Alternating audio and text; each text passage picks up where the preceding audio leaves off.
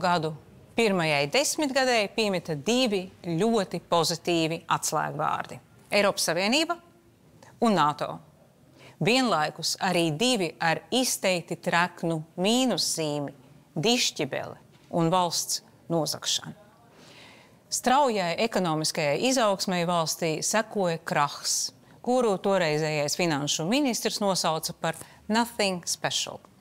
Sorosa fondam Latvija bija jāsaprot, kā turpināt ieguldīt atvērtās sabiedrības veidošanā un attīstībā laikā, kad daudziem ir vēders tukšs. Vēsturniekam Andrim Aukmanim, kurš bija strādājis Minsteres latviešu ģimnāzijā par skolotāju, pēc tam vairākus gadus vadījis SFL izglītības programmu un fonda vadības grožus pārņēma 2002. gadā, viņam bija jāatrod līdzsvars starp dialogiem par Jesajas Berline idejām par brīvību un mobilajām dušām Latvijas lauku iedzīvotājiem.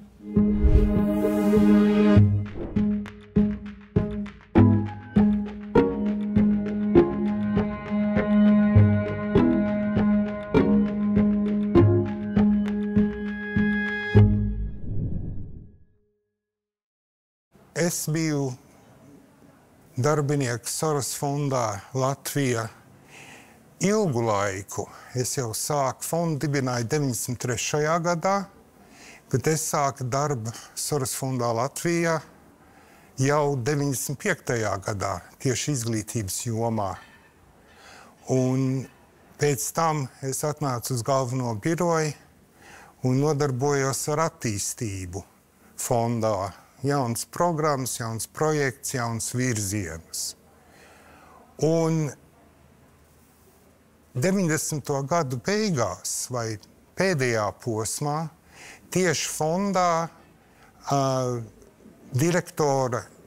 izpilddirektora Vita Tērauda un valde izvēlējās vai nolēma arī attīstīt pētniecības virzienu. Toreiz mēs meklējam vārdu policy, kas ļoti grūti tulkojās no angļu valodas, un mēs runājam par rīcību politiku. Respektīvi, ir vajadzīga pētniecība tā, lai būtu kvalitatīvāka rīcība politika valstī. Un, lai šo attīstītu, mums uzsākās vairāk projektu, gan stipendijātu projekti, kuri mācījās paši topošie, viņiem jau visiem bija maģistra grāds, un viņi mācījās, kā taisīt rīcību politikas pētījumus, kā rīkoties ar viņiem un tā tālāk, piemēram. Un bija arī citi iesākumi. Un tad nāca jautājums, kā fonds tālāk attīstīsies. Un bija 3 varianti. Viens variants bija, ka fonds turpinājās, kā jau ir.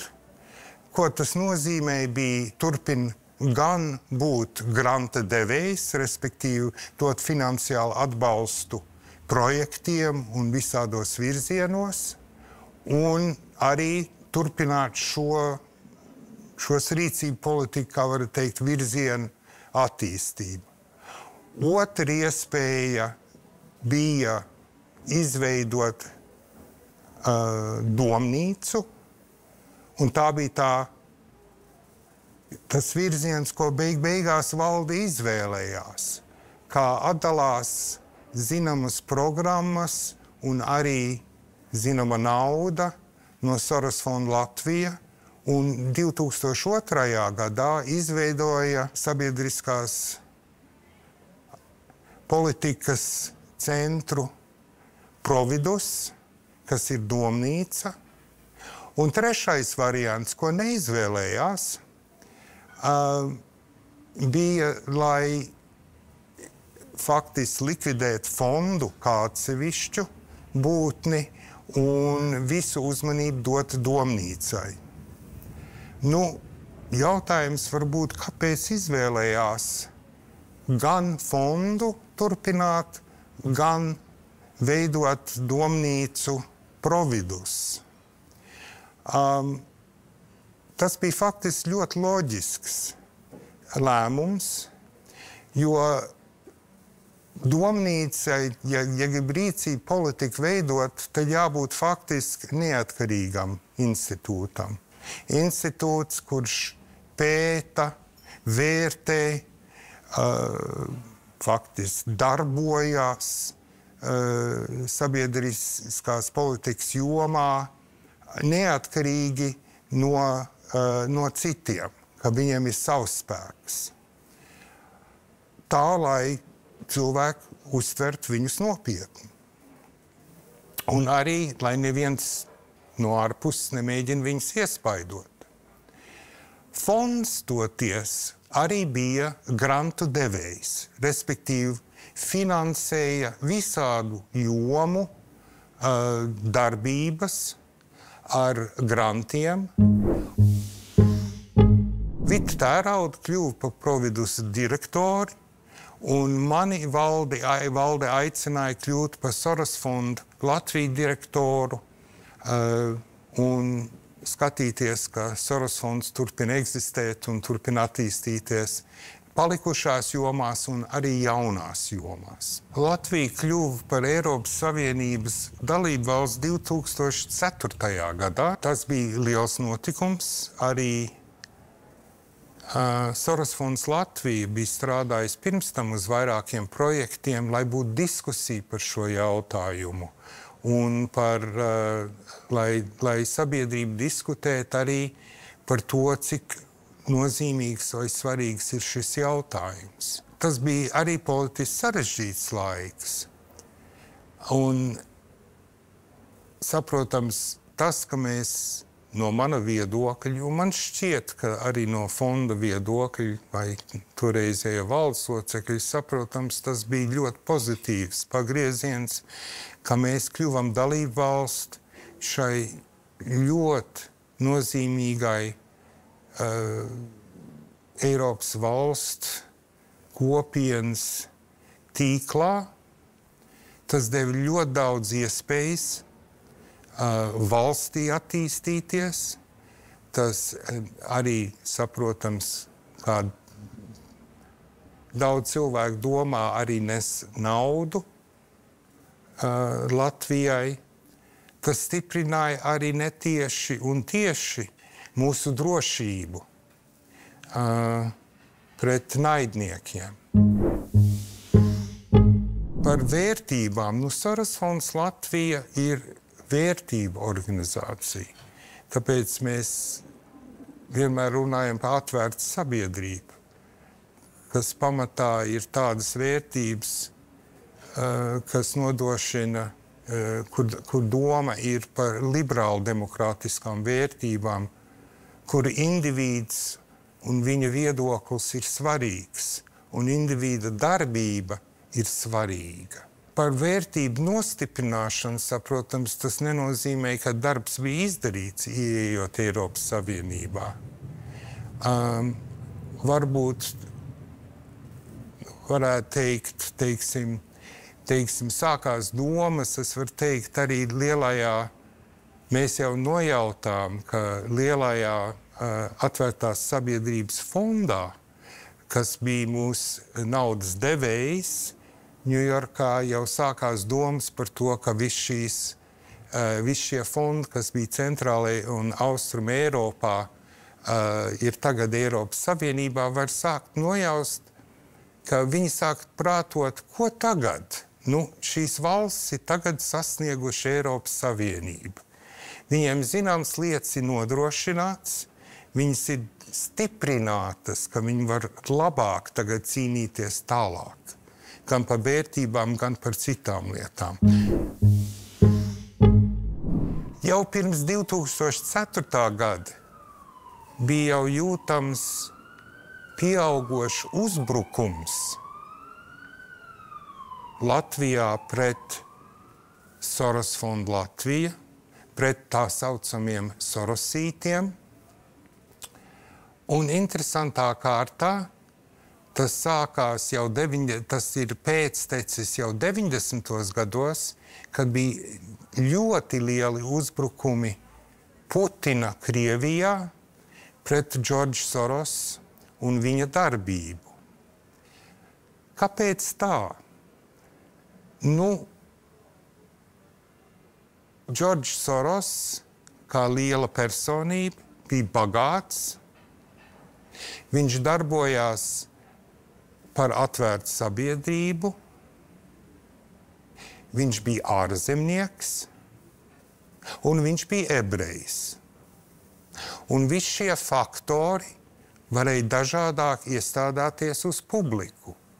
Un ja mēs domājam, ja kādam ir izdevīgs kāds ienaidnieks, ar ko cīnīties, kāds bubulis, ar ko cīnīties, tā lai rāda, ka cīnās par kaut ko, tad kas var būt labāks kā šis kungs? Un tā kā Soros fonds Latvija bija Soros tīklā, cienījamais un dziļos vai smagos kriminālu noziegumos tagad apsūdzētājs Aivar Lemberga kungs vadīja dižu uzbrukumu uz Soros fondu Latviju un uz Sorosītiem. Kaut gan īstais ienaidnieks viņam bija drīzāk citi, tā skaitā Diena un Dienas galvenā redaktore Sarmīte Elert, kur tolaik bija Soros fonda Latvija valdē. Šis uzbrukums Soros fondam bija ilglaicīgs un bija neatlaidīgs.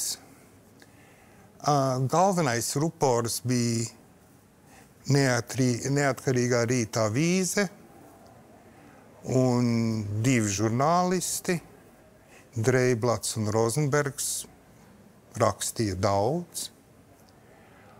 Un nostāja bija, mēs aizsargājam tautu ar šo ziņu vai šīm ziņām no ļaunā. Faktiski šie raksti un šī kampaņa bija diezgan iedarbīga.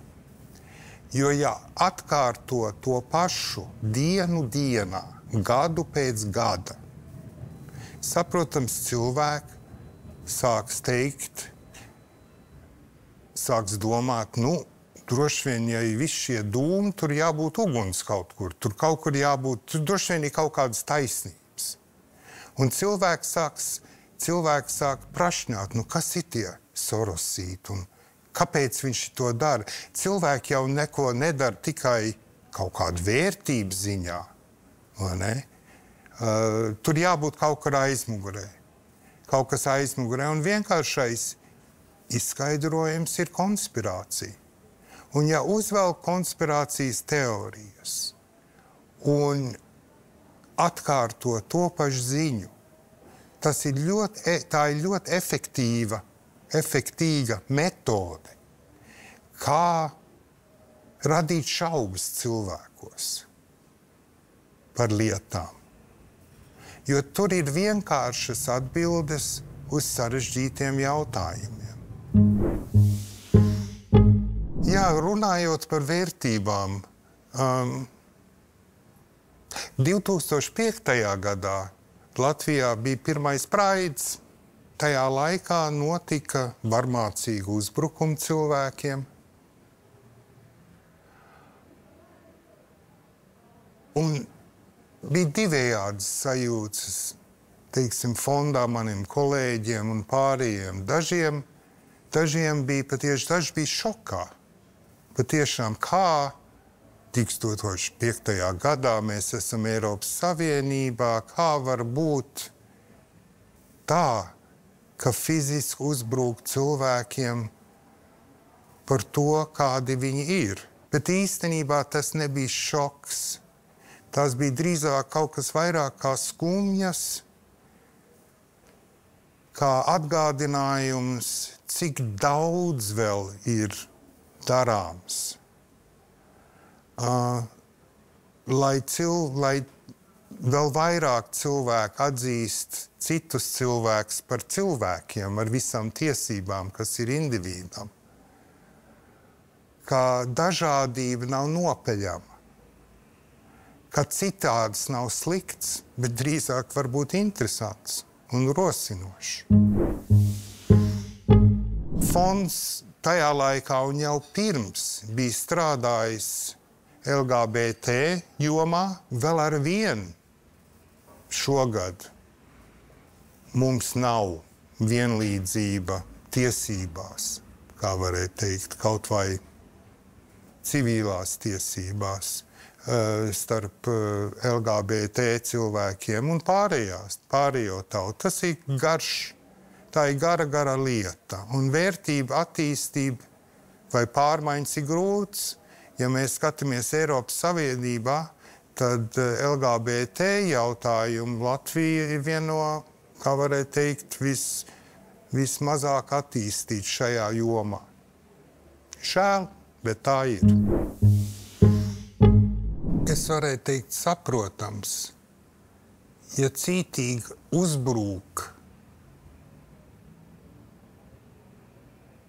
un faktiski mēs jūtam to uzbrukumu fondam kā uzbrukumu vērtībām, tā jāreflektē, vai tas, ko mēs darām, ir pareizi, vai varam kaut citas lietas darīt kā tālāk. Pats es savā jaunībā, man bija domu pasaulē, vai varētu teikt, domātāju pasaulē, 3, kā varētu teikt, lielie gudrie. Un tie ir 3 domātāji, Raymond Aron, Hannah Arendt un Jesaja Berlins. Un viens no šiem 3 dižajiem domātājiem ir dzimis Latvijā, un tas bija Jesaja Berlins. Un Jesaja Berlina domas ir tieši par brīvību, tieši par individu un viņu lomu un par cīņu pret totalitārismu. Jesaja Berlina dzim šeit Rīgā, Albertielā faktiski. Savus pirmos gadus pavadīja turpat Albertielā, kur Soros fonds savos pēdējos gados mita. Šķita pilnīgi loģiski, ka šis brīvību, liberāli domu, demokrātijas aizstāvis un dziļš domātājs, kas ir nācis no Rīgas, varētu būt pietura punkts, atgādināt mums visiem par to, kas ir būtisks mūsu dzīvē. 2009. gadā Jesajam Berlinam bija 100 gadu dzimšanas diena.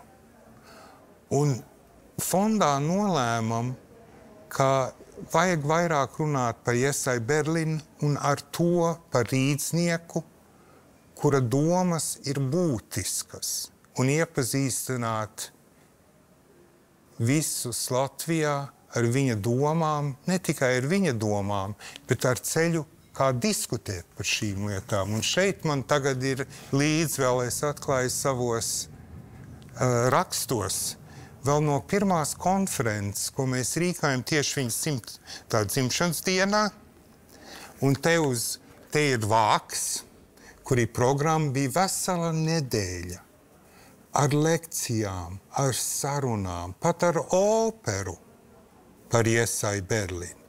Kā viņš satikās ar Mandelštam, krievu dzejnieku kundzi, Ahmatovu, kā viņš satikās ar Ahmatovu dzejnieci Krievijā. Un šī bija absolūti fantastiska konference, kur sabrauca domājoši cilvēki no visādām zemēm, lai pieminētu Jesaju Berlinu veselu nedēļu. Un saucās Berlīnas Rīgā tajā gadā. Runājot par vērtībām, un par mehānismu, kā iedarbota demokrātija un cilvēku līdzdalību tajā. Bez šaubām svarīga sastāvdaļa ir mediji. Un fonds atgriezās pie mediju jautājumiem 2010. gadā, jo atzina, ka mediju joma, žurnālistika un tā tālāk, kas ir saistīts ar to, bija pasliktinājusies tajā laikā. Daļēji vai liela daļa, bez šaubām, iemesls tam bija tas, ka klasiskā ziņu vide un žurnālistiska vide pasaulē mainījās, un tās finansēšanas modeļi mainījās ar mēdīju tehnoloģiskām un citām maiņām, kas tajā notika. Bet arī tieši Latvijā vēl papildināt pie tā, varētu teikt, bija šajā laikā, varētu teikt, specifiski faktori, kā mēs paši jutām, kas bija notikuši mediju jomā, bija daļēji, bija dienas, kā lielas liberāli demokrātiskas ziņnesēji noriet laiks, un mediju vide bija un kvalitāte žurnālistikā bez šaubām, vismaz mēs tā uztvēram, bija samazinājusies. Un tad atsākam ap 2010. gadu vairākus pasākums, faktiski atjaunājām mediju programmu, un tur notika daudz un dažādas lietas, tā skaitā vasaras nometnes Baltijas jauniešu topošiem žurnālistiem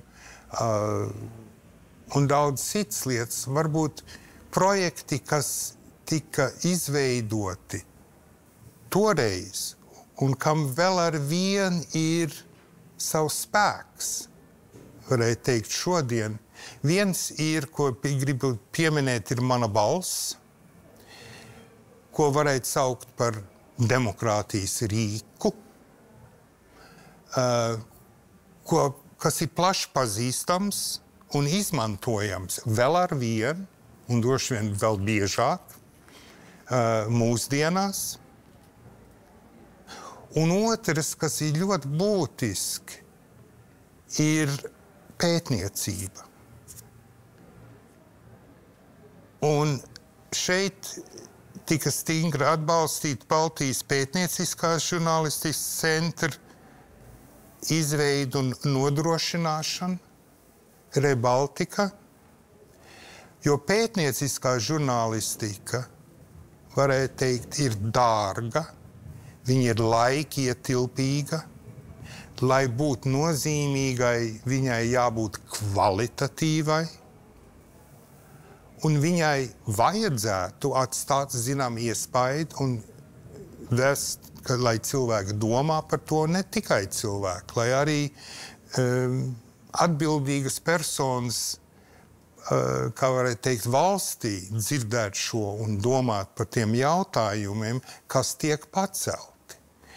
Un šim Rebaltika bija mēģinājums un arī turpin būt mēģinājums, lai pastiprinātu pētniecisko žurnālistiku Latvijā un arī mūsu kaimiņu valstīs.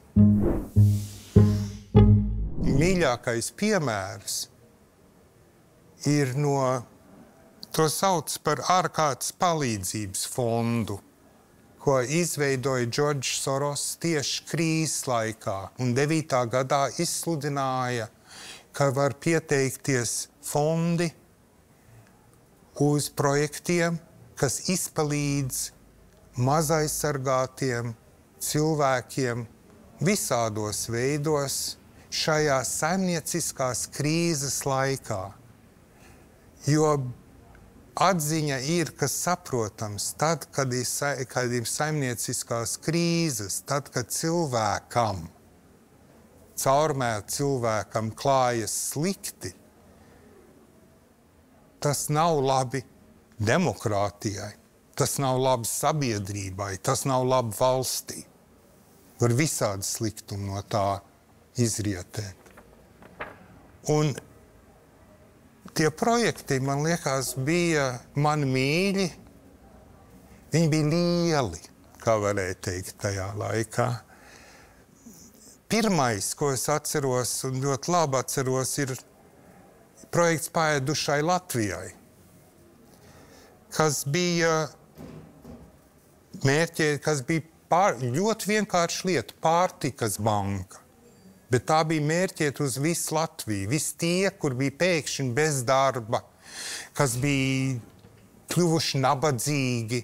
Tā bija tā pēdiņās topošā vidusšķira, kas bija izšķīdināta šajā krīzes laikā. Un ne tikai viņi, vispārējā tauta, kā varēja teikt. Un šajā pārtikas bankas izveidošanā lielas, mēs redzam administratīvas lietas, bet veicām kopā ar Ziedot LV un ar samāriešiem. Vēl viena, man liekas, ļoti būtiska programma šajā laikā bija pārmaiņu iespēja skolām, kas bija mērķēt uz mazām lauku skoliņām, uz šiem izsīkstošiem, kā varēja teikt, centriem, uz maziem mazpilsētiņām, uz maziem lauku vidēm, lai atdzīvinātu, lai palīdzētu tām skolām kļūt par šo centru sirdi, varētu teikt, lai iesaistītu cilvēks no visas vides, no visas apkārtnes. Tā bija diezgan liela. Un tad bija samāriešu atbalsts mājās, kas bija, kā varēja teikt, mobīlās brigādes gandrīz. Šī mobilā aprūpe lauku mājās, kas tas ir? Faktiski tas ir sevišķi aprīkots busiņš, kas dodās uz kādu lauku mājas, kur cilvēkam ir grūtības kustēties, grūtības tikt ārā, Tur ir duša. Tur, kur cilvēks var iet karstā dušā. Tur ir cilvēks, kas nogriezīs matus. Tur ir, kā varēja teikt, pirmā medicīniskā palīdzība. Un tur ir visas šīs ikdienišķās cilvēkam nepieciešamās pamatlietas, kas vientuļam cilvēkam grūtos apstākļos ir grūti pieejams. Un šis nāk pie viņa. Viņam nav kaut kur citur jādodas, bet viņš dabū cilvēcisko momentu un cilvēcisku palīdzību vajadzīgā brīdī. Kā jau minēju, es fondās strādāju no 95. līdz 2014. gadam, kad tas pārtapa par fonds dots. Un tajā laikā tātad es pieredzēju lielākoties lietas, kas tur notika, un piedalījās ļoti daudz un dažādos projektos, plānošanās, stratēģijās, visas lietas, kas notiek. Viena no manām mīļākām lietām, kas ir varbūt, es nezinu, cik atcerās, bet man liekas, bija ļoti būtiski un ļoti mīļš man tieši bija grāmatas, tas bija 90. gados, un tā bija grāmatas sērija, ko Soros fonds Latvijā atbalstīja. Tas saucās Cilvēks un sabiedrība. Un tur izvēlējās visplašākās jomās svarīgas grāmatas, kas ir iznākušas rietumu pasaulē kopš Otrā pasaules kara, kuras vajadzētu tulkot latviski, jo visus šos gadus šī informācija, šīs svarīgās grāmatas, šīs svarīgās domas nebija pieejamas Padomju Savienībā un tās pakļautās zemēs. Un šajā sērijā beigās ar Soros fonda finansiālu atbalstu Un man viena kolēģi, kur vārdus grib minēt, Ilze Freiberga, kur strādāja cītīgi un pāraudzīja šo projektu fondā, bija šī fantastiskā, es neatceros, cik grāmatas, vairāk nekā 300 grāmatas tulkoja, un šeit es paņēmu līdzi vienu piemēru, un tā ir man iemīļotā domātāja Hannah Arendt, kuras grāmata, viena no viņas grāmatām lielajiem darbiem ir Totalitārisma izcelsme. Šī sērija bija skaistā, šīs tā skaistie baltie vāki ar mūsu mākslinieku Blumberga veidotie vāki. Un tur arī Iesai Berlīns ir un daudz citu, gan filozofi, domātāji, mākslas teorētiķi un tā tālāk. Un vairāk nekā 300 grāmatas iznāca latviešu valodā ar šiem. Un es zinu, ka ļoti daudz universitātes studentu un ļoti daudz domātāji ir lasījuši šo sēriju.